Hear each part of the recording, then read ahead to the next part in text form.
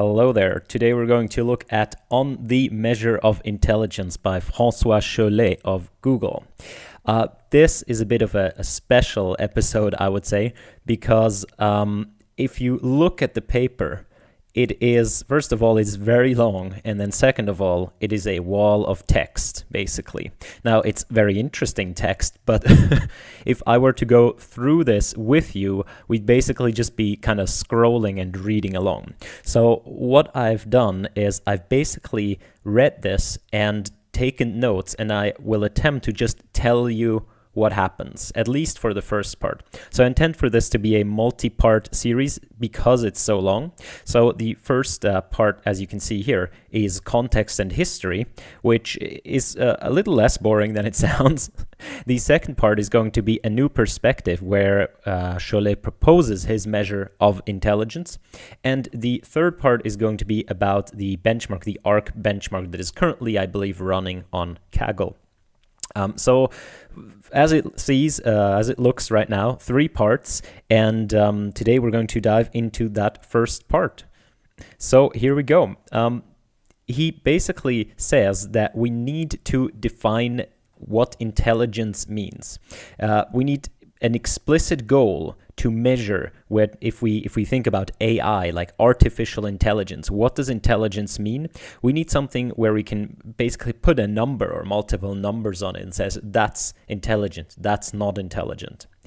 What we have right now is just basically anecdotes. It's just we all kind of feel what seems intelligent, but we are not like sure.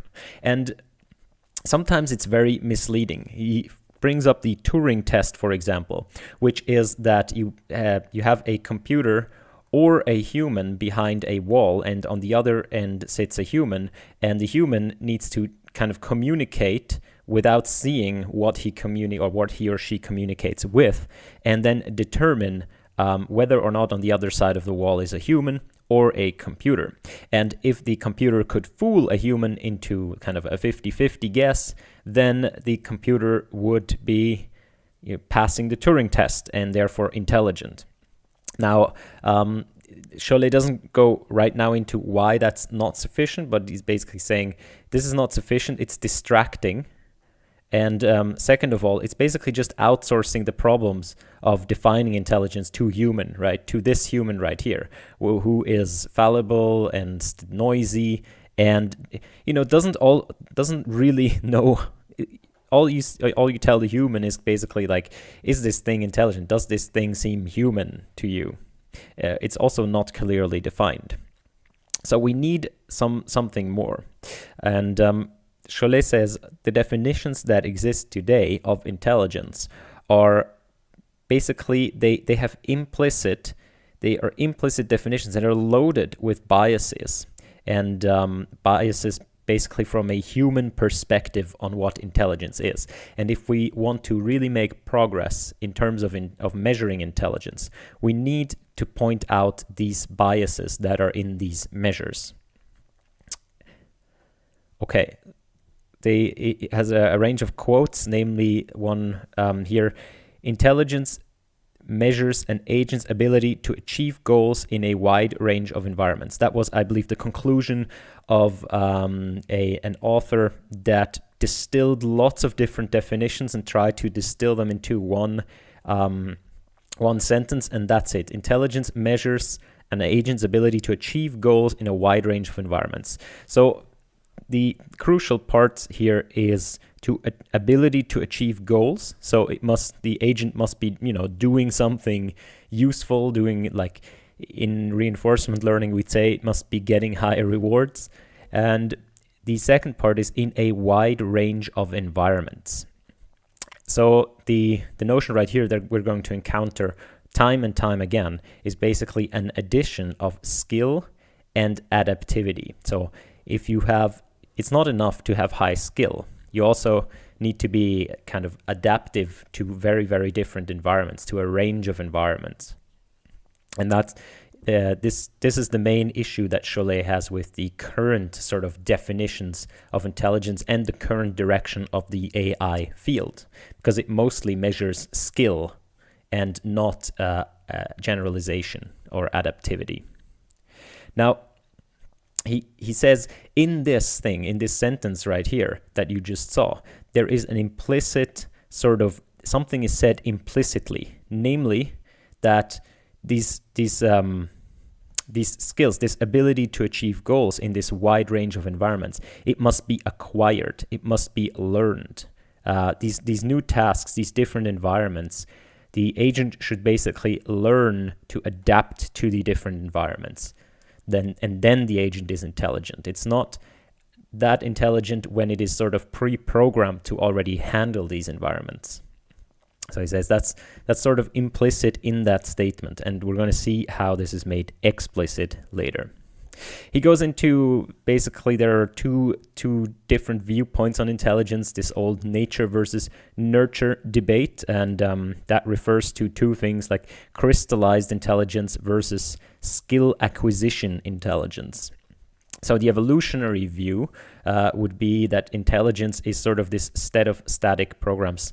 And here we simply kind of boil down these two views to their extremes, right? So I don't think any major evolutionary biologist is that extreme right now.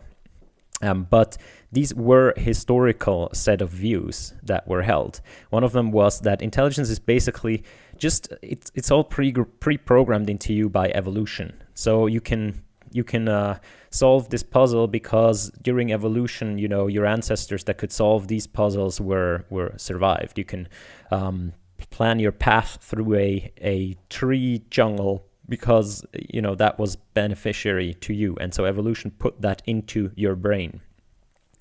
And therefore, what results is AI is the science of making machines capable of performing tasks that would require intelligence if done by humans.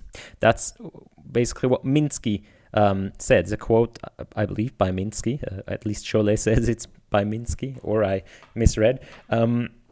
Where if you have this set of view that AI is basically just this set of static programs, that means that if a human applies that set of programs to a task, right, and the human achieves 200 points, it means if an AI comes along and achieves 201 points, then it is intelligent because it has simply the better set of it has outperformed this static set of programs.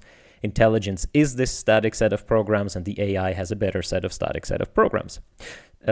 So it's basically, Minsky says, if we know of a task that would require intelligence if done by a human, then something that can solve that task is intelligent. And this equates learning basically just to memorization. If you ask a proponent of this viewpoint, well, what's learning? Like, if everything's pre-programmed, why we can still learn? And they would say, yeah, but the learning is just you memorize situations, and that particular ability is also pre-programmed into you.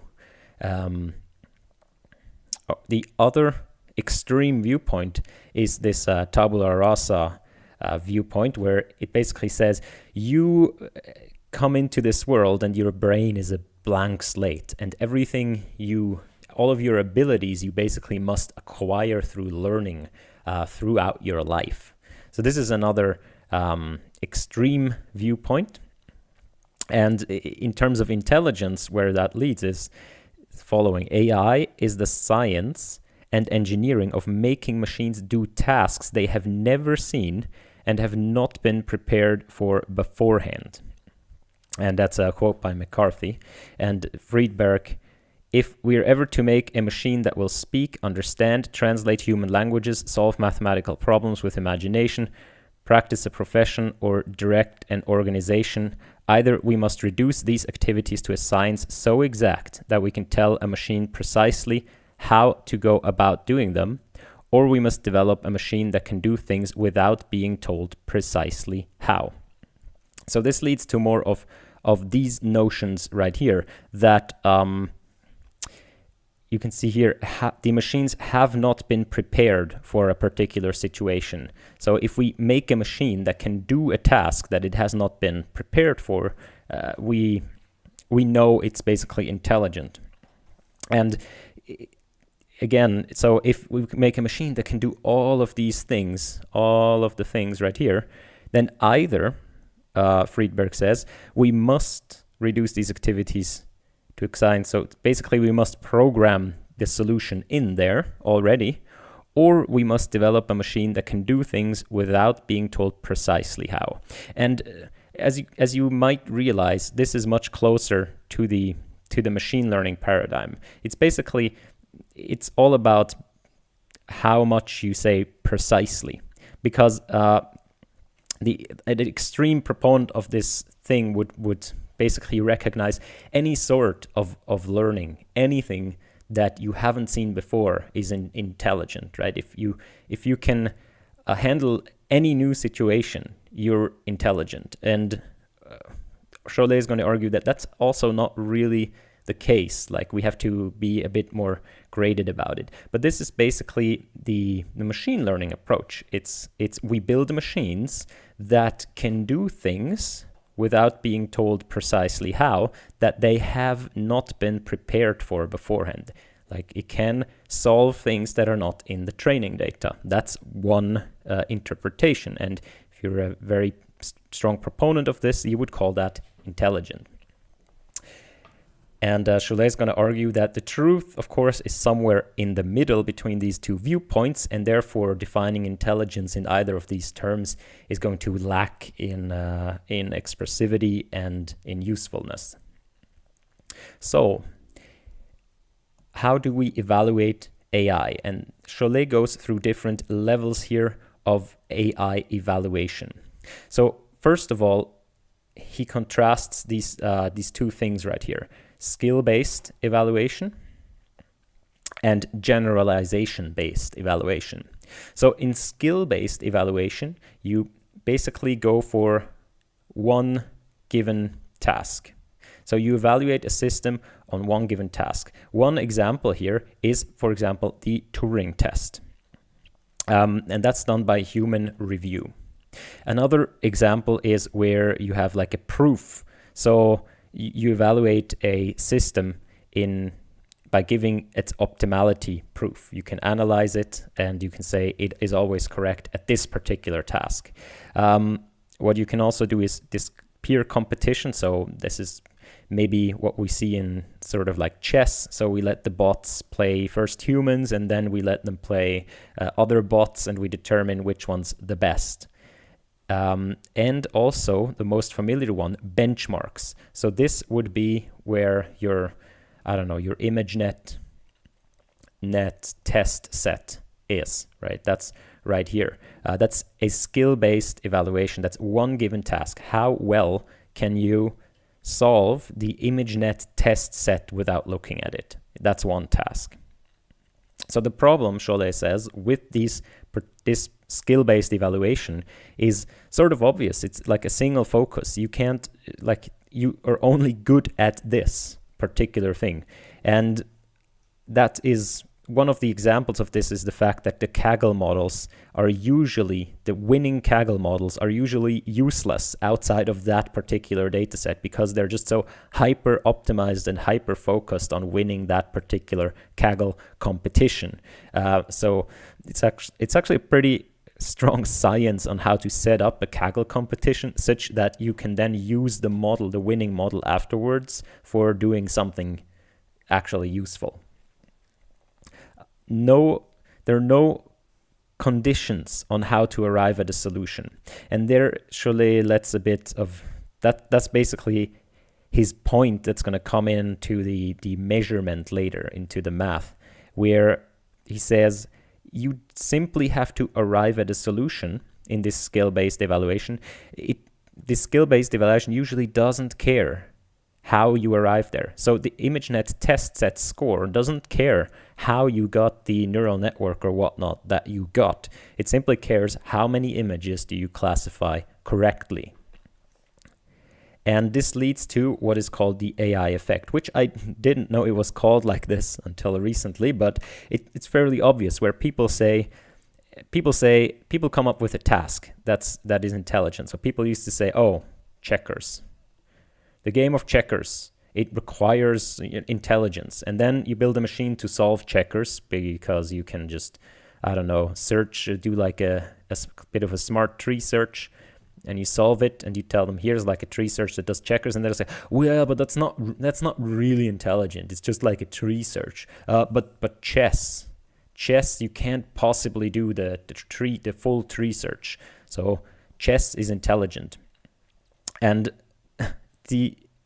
then you build like a smarter tree search, like you build stockfish, and they'll be like, yeah, but that's just, that's just this machine thing. And so the goalposts keep moving. Every time they come up with a task and you solve the tasks, they'll just say, wow, that's not really intelligence.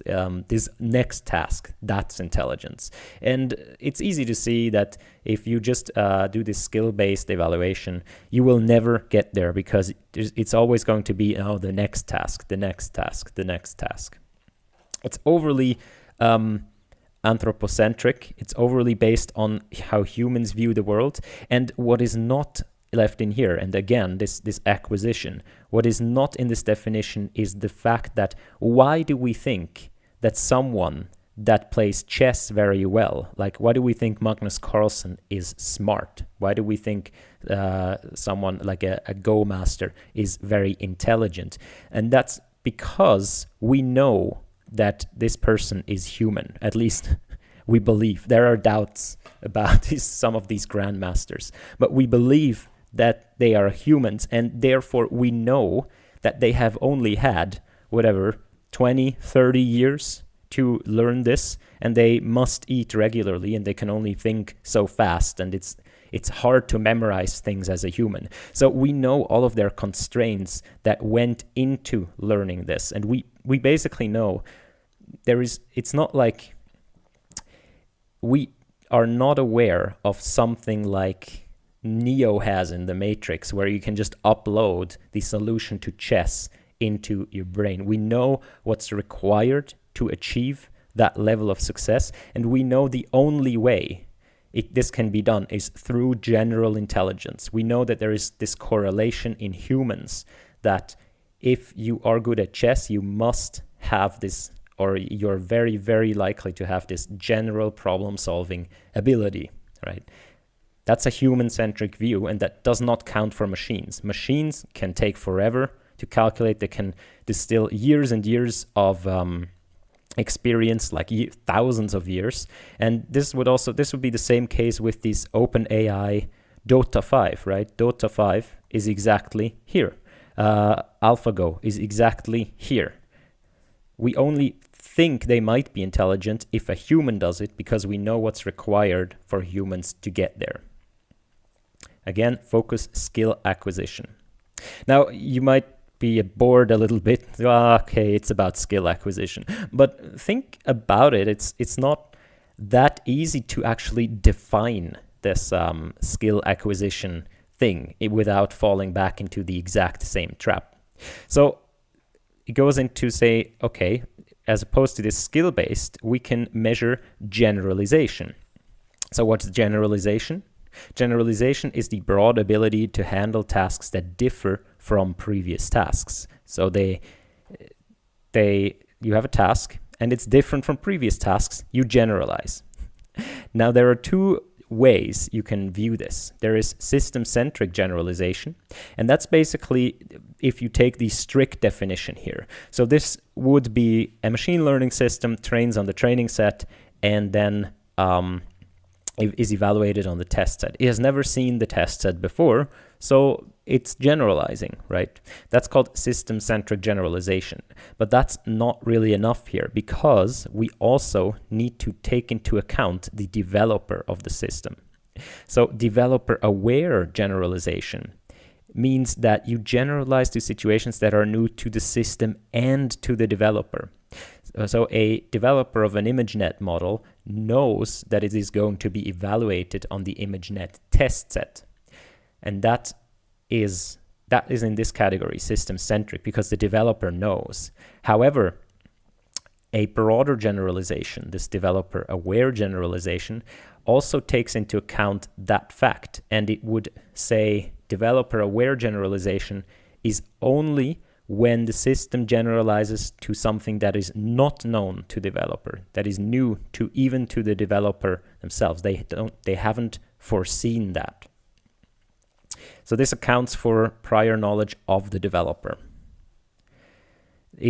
Cholet defines different degrees of generalization, largely along these lines. So absence of generalization is when you have like an algorithm that you absolutely have built in that it works for every possible situation, like a sorting algorithm that you have mathematically proven to work for all sequences of numbers.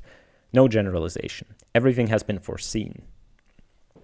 Then there is local generalization, and this in machine learning, we call this something like robustness. This would be your test set robustness, your small distribution shift. So the test set here comes from a known distribution. So this is the notion of known unknowns. You have an idea of what can come at your system, and you require a dense sampling of the input space. Usually machine learning training sets are very, very densely sampled. That means there's a lot of data there that we can learn from. So we have like lots and lots and lots and lots and lots of data. And when the test point comes, it is going to be like somewhere really in between all of these training data points. So we can infer from the surrounding training data points what the test data point is going to be. Like if there's a classification boundary right here, we can sort of nearest neighbor it. And there are arguments that deep networks are basically large nearest neighbor classifiers, but that's a topic for another day. And we are here, basically. We are here in machine learning right now. We do local generalization. We know our unknowns. We know our test set. As the opposition to this is broad generalization. Broad generalization is where you don't know what you don't know. Unknown unknowns. You don't know what comes at test time. And you can't pre-build sort of your expectations into the system. This is more akin to something like level 5 autonomous driving, where you build this car, but you don't really know what kind of situation's coming. No, this is a fuzzy definition, right? I mean, you do sort of know what situations will come at the car. You can certainly probabilistically make a statement about what. So it's not a clear-cut definition, and I think we're going to. So in the math, it seems clear-cut, but when we get there, I don't think it is that clear-cut, honestly. It's still kind of an intuition thing, what you categorize as local and broad and so on. Also here, the Wozniak coffee cup example, where basically Wozniak says you should be able to build a robot that goes into any kitchen and gets you a cup of coffee. And here you have unknown unknowns, because you can't possibly foresee all possible kitchen arrangements. There might be obstacles and so on. There might be different coffee makers that you've never encountered before.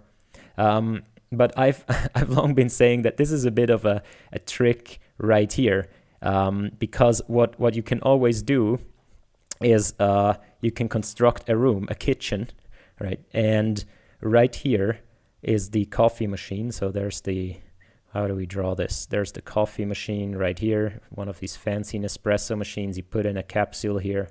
And here's the coffee machine, okay?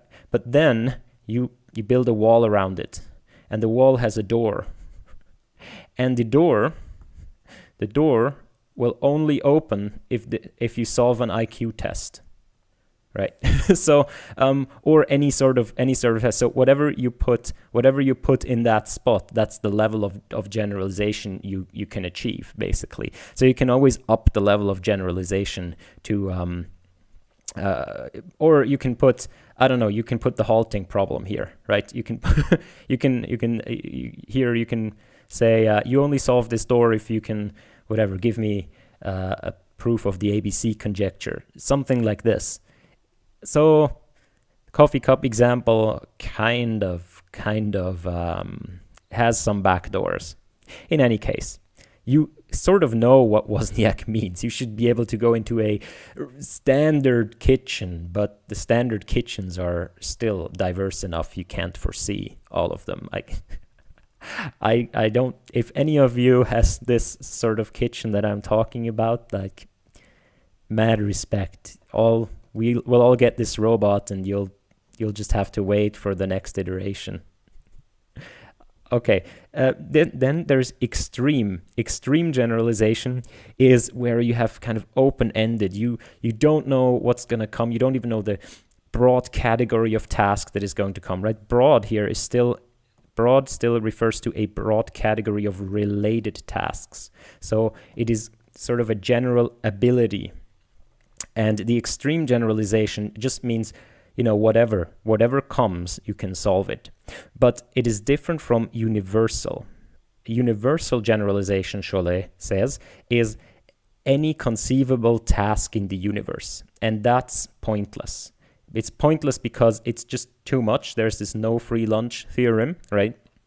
Plus, what we actually want is we want human level intelligence. And human level intelligence has this property of extreme generalization. With extreme generalization, we mean the scope. See, it's dependent on a scope. We mean the scope of all human tasks, of all tasks that humans could produce or could find useful, could find themselves in, or could pose of this system.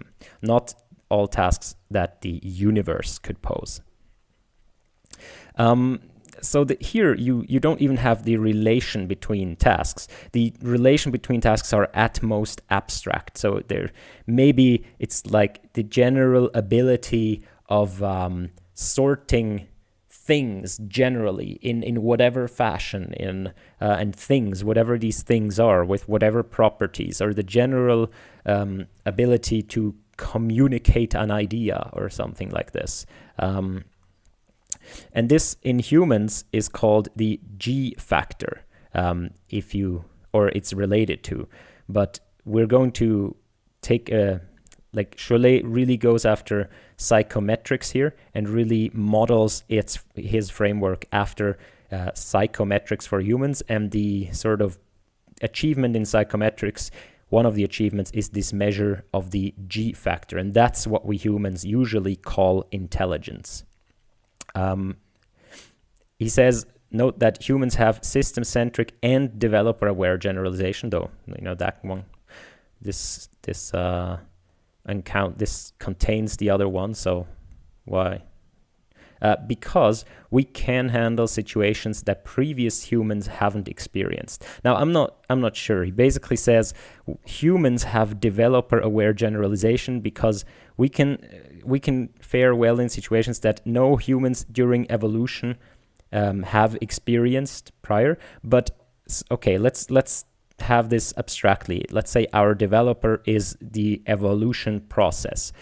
You still have to ask, can humans really solve things that the evolutionary process has not built into them in some sort? I guess that refers back to the nature versus nurture. Like humans cannot, multiply long floating point numbers. It doesn't matter how, I guess without a pen and paper, it doesn't matter how much you learn or something like this.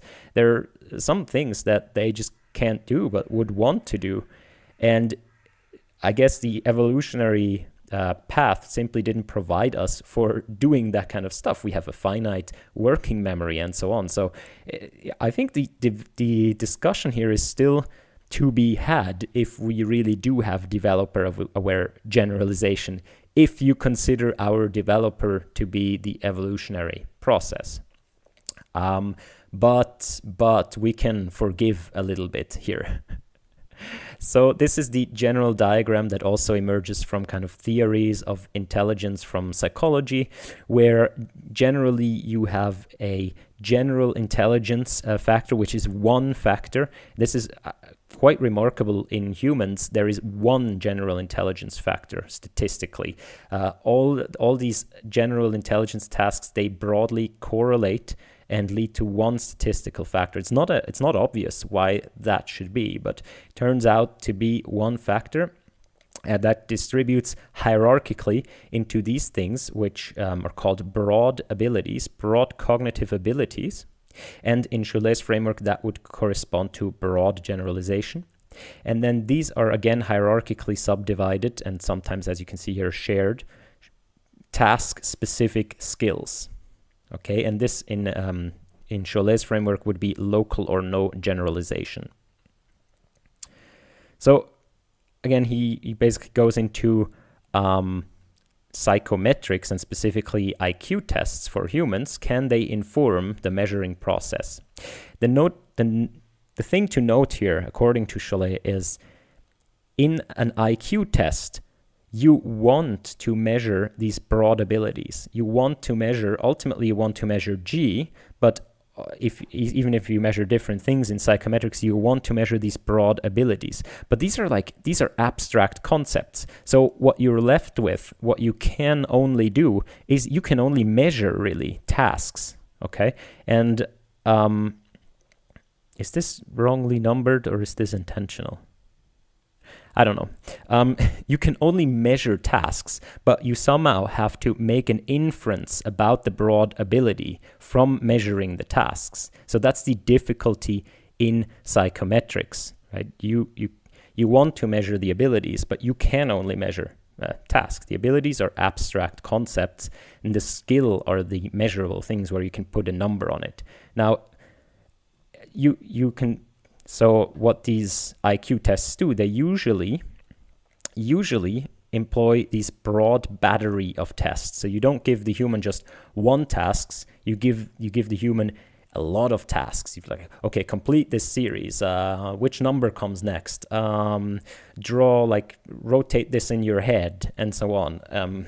But they're also very human-centric things like reading comprehension and so on. But you do this broad battery of tests, and you might think, okay, this is sort of like the Atari, suite, where one reinforcement learning agent has to solve these whole bunch of Atari games, or a superglue in NLP, where one NLP system has to learn to do all these different NLP tasks. There is entailment, there is sentiment, there is Boolean question answering, and but this is, according to Cholet, it's sort of not really, it's not really the case that these are equivalent, because it is a battery, but it is known to the developer. So the developer knows that the NLP system has to solve the superglue thing. So the developer can, first of all, train the system until it reaches a good superglue score, but then also it will have built in already the assumptions of the developer that you have to solve this. So the second important thing about these battery of tests in IQ test is that they are unknown to the tested. The tested cannot, or ideally should not, practice for them. That's why people keep developing new and new IQ tests, because we sort of know they all correlate, first of all, so they measure the same thing, but also second, because otherwise people, if you just always do the same test, people could practice it, and then you would no longer measure the general ability. You would only measure that one test. By the way, that's also why a lot of these, brain exercise apps and so on, none of them really ups your intelligence. You only get better at one app if you do that. You don't get smarter in general. So if and Cholet says there have been a number of attempts at making AI solve human IQ tests, right?